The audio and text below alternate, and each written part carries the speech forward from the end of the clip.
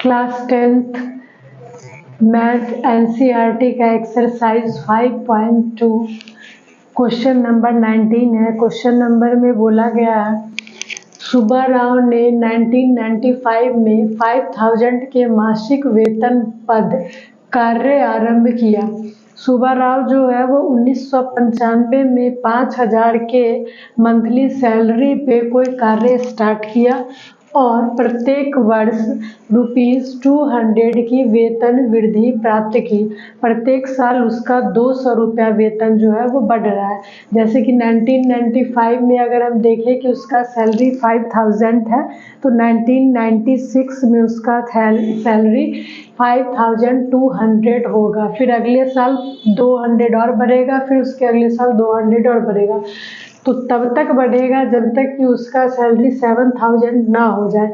तो उसका सैलरी 7000 किस ईयर में होगा, कितने साल के बाद उसका सैलरी 7000 रुपया हो जाएगा वो निकालना है।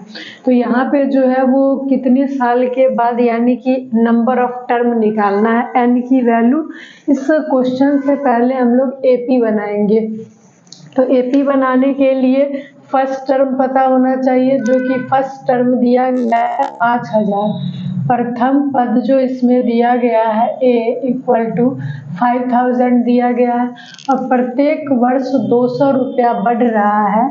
तो सार्वअंतर अंतर जो है प्रत्येक साल सैलरी का वो है 200 रुपया।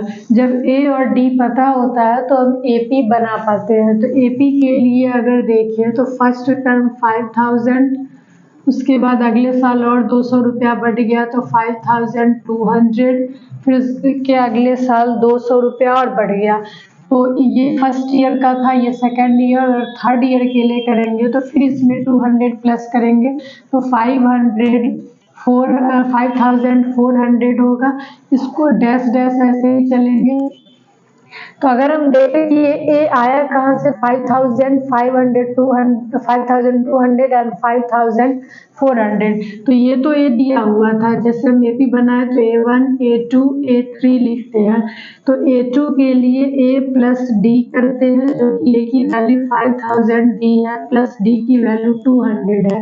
तो 5200, फिर A3 फाइंड करेंगे तो A plus A2 plus D, next term में फिर डी प्लस करेंगे तो A2 आया है 5200 प्लस 200 = 5400।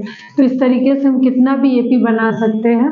और ये 7000 जो है वो किस एपी का पद है वो बताने बोला है। तो हम मान लेते हैं कि ये AN जो है वो 7000 रहा होगा।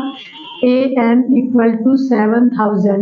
यहाँ पे AN की वैल्यू दी हुई है तो AN का फॉर्मूला लगाएंगे। AN = A plus N minus 1 into D. AN की वैल्यू 7000 = A की वैल्यू 5000 प्लस N फाइंड करना है और D की वैल्यू 200 है। 7000 और राइट साइड जो 5000 है वो लेफ्ट साइड ले जाएंगे तो माइनस में 5000 = N माइनस 1 इंटू 200, माइनस करेंगे तो 2000 आएगा = N माइनस 1 इंटू 200। 200 मल्टीप्लाई में है तो लेफ्ट साइड आके डिवाइड में 2000/200 डिवाइड करेंगे तो 10 आएगा = N माइनस 1। N माइनस 1 = 10 आया।